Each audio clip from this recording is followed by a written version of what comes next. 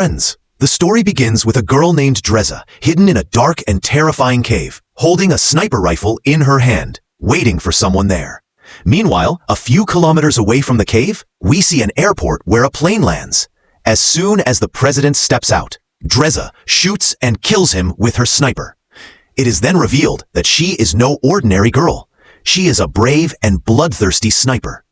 She tries to approach them and talk, but at that moment, Dreza's father reveals to her that he knows everything about his daughter, that she is a sniper and has just taken a human life. In response, Dreza tells him that sometimes she can't even sleep, and with that, she pulls a bullet casing from her pocket and hands it to her father. He places this casing with the rest of his collected casings, and here we learn that Dreza has killed many people before. Now, her father tells her about his cancer and says that he has very little time left, only a few days. But if he doesn't die in the coming days, he will take his own life on Valentine's Day. Hearing this, the ground seems to slip from beneath Dreza's feet, and she begs her father not to do it. But he insists, telling her that this is their last meeting, and they may never see each other again. Meanwhile, we see a man named Levi, who is tormented by his nightmares. Levi often sits by the sea, writing poetry, and today is no different as he finds himself in his usual spot by the shore. Suddenly, a message arrives instructing him to come to a specific address. Without hesitation, Levi gets in his car and drives straight to the location. When he steps inside the house, he's greeted by a woman named Bartholomew. Their conversation reveals that Levi was once a military sniper, though he's since retired and now spends most of his days in solitude. Bartholomew gets straight to the point, assigning him a new mission. I need to send you somewhere else, because you're one of the best snipers out there. This job, only you can pull it off. Then, with a hint of gravity in her voice, she asks, is there anyone in your family who will miss you once you're gone? Because there's a chance you might never see them again after this. Levi pauses, lost in thought for a moment, before answering quietly. No, there's no one. I've always been alone. After this, Bartholomew tells him she'll explain all the mission details later. Levi is then knocked unconscious, and when he opens his eyes, he finds himself on a plane. However, Levi still has no idea which country he's being taken to for the mission. When he tries asking the crew about it, they all ignore his questions. But one pilot finally tells him, your destination is near, and we're about to drop you off here. Reach your target location. Only then can you complete your mission. After saying this, she hands Levi a parachute. He puts it on, jumps from the plane onto the snow below, and begins slowly moving forward. Levi walks for 2 full days before finally reaching his destination. There, he first meets a man named JD, who leads him to a watchtower. JD leads him to the watchtower and explains, you'll be stationed here for the next year. I've already completed my 1-year rotation here, so now this duty falls to you. Levi still doesn't fully grasp what his assignment entails. When he presses JD for details, the man gestures toward the landscape. There's an extremely deep trench here called the Gorge. Your only job, Levi, is to stand guard over it. Nothing more, nothing less. As they walk through the watchtower, JD outlines the strict protocols. You're permitted to contact command just once per month. This structure is called West Tower. There's also an Eastern Tower somewhere out there, but you are absolutely forbidden from communicating with anyone stationed there. Your sole focus must remain on your mission. The instructions carry a grave finality. Levi realizes this solitary vigil over the mysterious trench will test his discipline like never before. No distractions, no deviations. Just endless days of silent watchkeeping in this frozen outpost. And the Eastern Tower team focuses solely on their own mission as well. JD continues, you won't be able to contact anyone for an entire year. There's an automated gun here that you'll need to reload daily if it runs out of ammunition. Additionally, numerous mines are planted below. If any detonate, you'll need to investigate. Yet, Levi still doesn't fully grasp the purpose of his miss. To demonstrate, JD picks up a small bomb and hurls it into the trench. A deafening explosion echoes, followed by an eerie, unnatural screech rising from the depths. Something monstrous. Something alive. The sound chills Levi to the bone, confirming his worst suspicions. Whatever lurks below isn't just a geological formation. It's a threat, and now guarding it is his sole purpose. The sound resembled that of a demon, unnatural and bone-chilling. In that moment, the true nature of the trench became horrifyingly clear. This was no ordinary pit. Something utterly monstrous lurked within. Then, JD turned to Levi and said, "The things hidden inside the Gorge. We call them Halloweens. Your mission is to stop them from surfacing, no matter what." It's said that in 1940, 3 entire army battalions descended to contain these Halloweens, but none ever returned. He then warned Levi about a stray dog, one that seemed out of place in this frozen wasteland. "The day that alarm starts blaring," JD said gravely, "don't hesitate, just run, save yourself.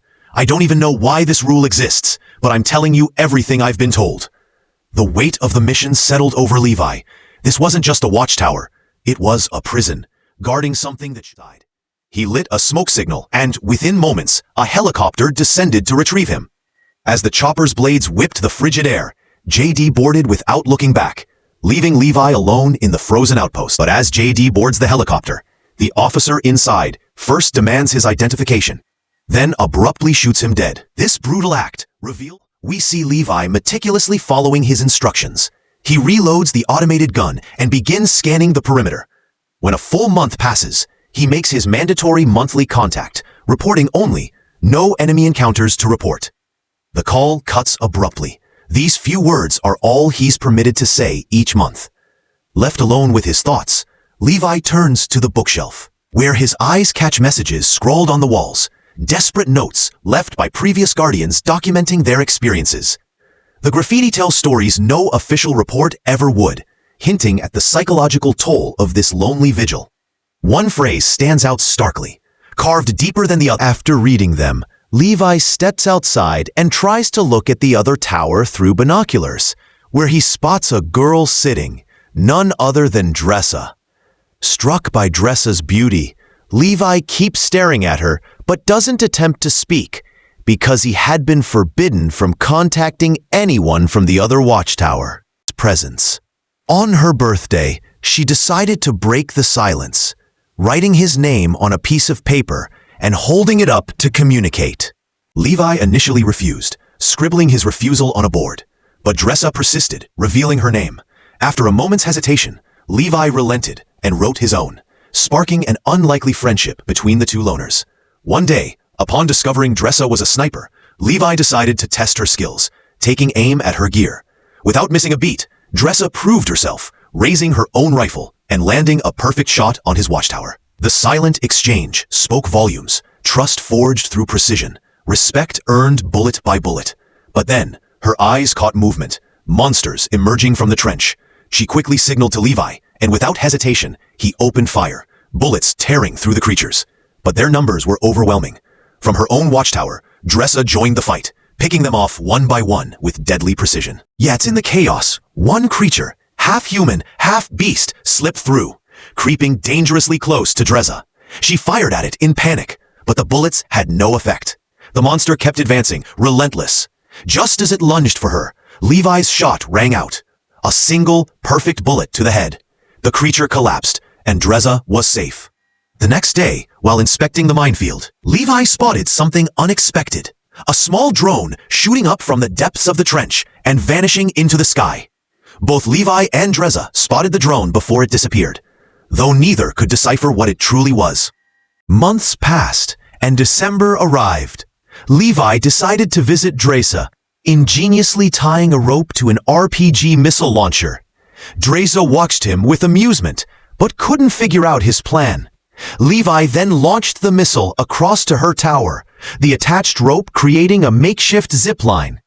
Dressa secured the rope to a pipe, allowing Levi to traverse the gap between the watchtowers. Overjoyed to see him, she playfully insisted he bathe first, happily watching via CCTV as he cleaned up. Later, they talked for hours.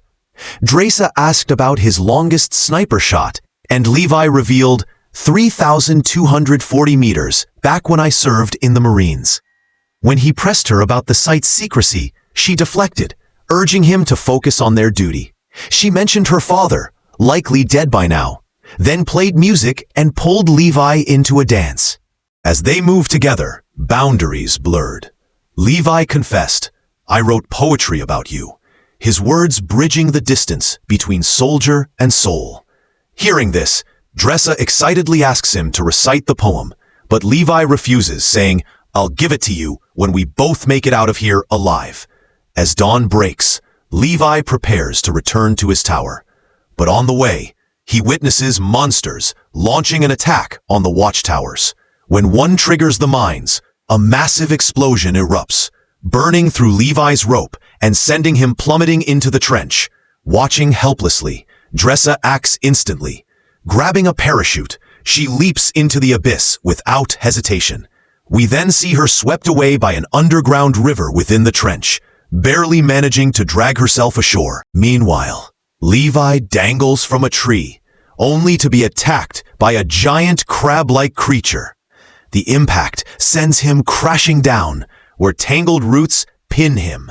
Just as the preacher moves in for the kill, Dressa arrives, saving him. As they take in their nightmarish surroundings, hollow men, pale, spectral figures on horseback, suddenly charge at them. Instead of fleeing, Levi and Dressa stand their ground, taking down two of the attackers in a fierce battle. The fight for survival has only just begun, but one of them escapes. Meanwhile, Levi approaches the hollow man he killed to examine it and freezes. It's wearing a military uniform. The sight triggers Levi's memory, JD's warning about the 3 battalions lost here years ago. But how could they still be alive? The question gnaws at him as they press forward. Soon, they reach a horrifying sight. Human bodies with tree-like roots bursting from their flesh, as if infected by some unknown virus. Before they can process this nightmare, more hollow men approach, forcing them to take refuge in a church. Inside, the horror deepens. The pews are littered with corpses, people who'd rather take their own lives than face whatever plague ravaged this place. The air reeks of desperation, the walls older, far darker than either imagined. Just then, a giant spider, mutated by the same virus, lunges at Dressa. The two quickly gun it down together, but their victory is short-lived. Hollow men burst through the church doors, forcing Levi and Dressa to flee into a mountain tunnel. They seal the entrance behind them, only to discover something worse. An abandoned laboratory, filled with eerie equipment. A backup generator hums to life under their hands, powering a DVD player they find. When they press play, a woman's face appears on screen. This was a classified weapons facility, she confesses. We were developing a chemical missile here, one that could rewrite human DNA. Her words hang in the air as the screen flickers, revealing the true horror behind the trench's curse. Many people worked together on this project, the woman continues on the recording. But when an earthquake struck, the missile we developed began leaking. The chemical spread uncontrollably, infecting countless people, including herself. Though the scientists urgently warned the military, pleading for an airstrike to contain the outbreak, their warnings were ignored.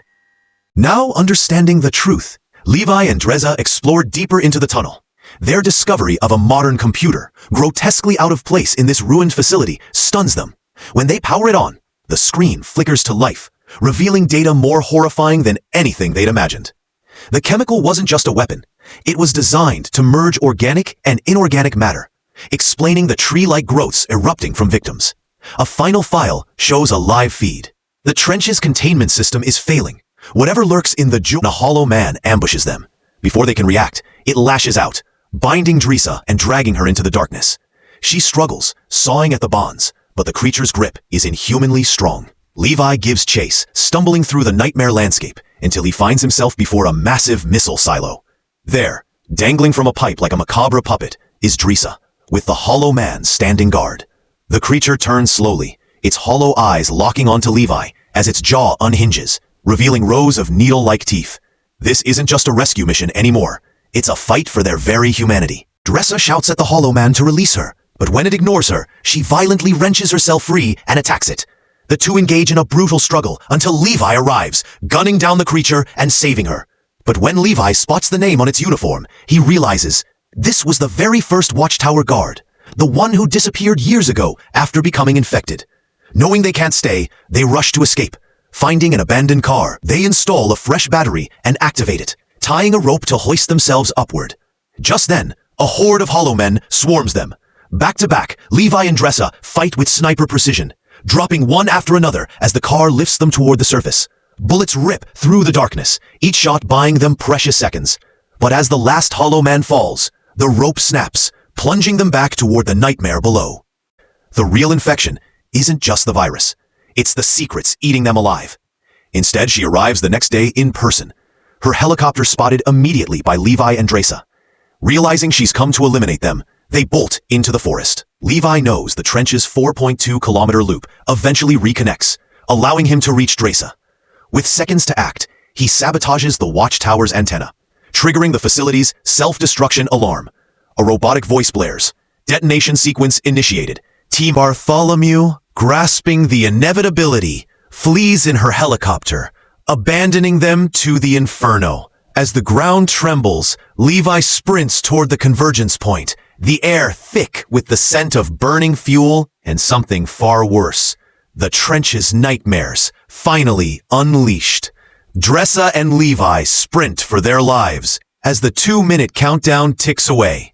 When time runs out, the missile hidden inside the Gorge detonates in a cataclysmic explosion.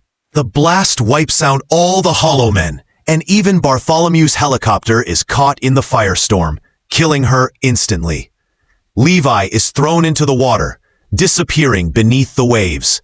But Dressa survives. Alone, she waits for him, days passing with no sign of his return. Finally, she unfolds the poem he wrote for her, reading his words as she begins a new life, working at a quiet restaurant. Then, one ordinary day, the door chimes. Levi stands there, alive. Overwhelmed, Dressa rushes to him, their lips meeting in a kiss that seals their harrowing journey. And with that, their story ends, not with destruction, but with a fragile, hard-won peace. So friends, what would you have done if you were in Levi and Dressa's place in this story? Could you have done something different to save each other? Let us know in the comments. If you enjoyed the video, don't forget to like, share, and subscribe. Hit that subscribe button for Plotflix and turn on the notification bell. See you in the next video. Take care. Bye-bye.